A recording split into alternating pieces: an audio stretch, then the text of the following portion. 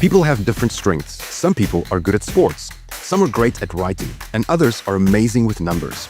According to Howard Gardner, being good at music is a type of intelligence too. It's called musical intelligence. When you play an instrument, your brain is working hard in lots of different ways.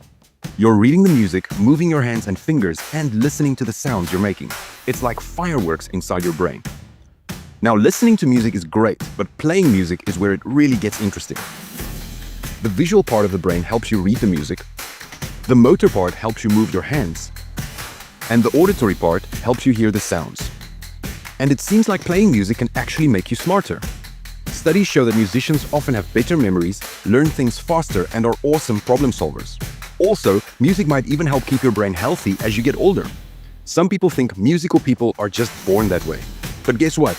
Researchers took two groups of people and ran an experiment. At the end of the day, the group who took music lessons experienced enhancements in various cognitive domains. Crazy, right? So, if you've ever wanted to play an instrument, now is the time while you are young. You never know, you might be a musical genius just waiting to be discovered. Go to the Tools for Teens platform to learn more. You'll also find some fun ear training exercises to start your musical journey.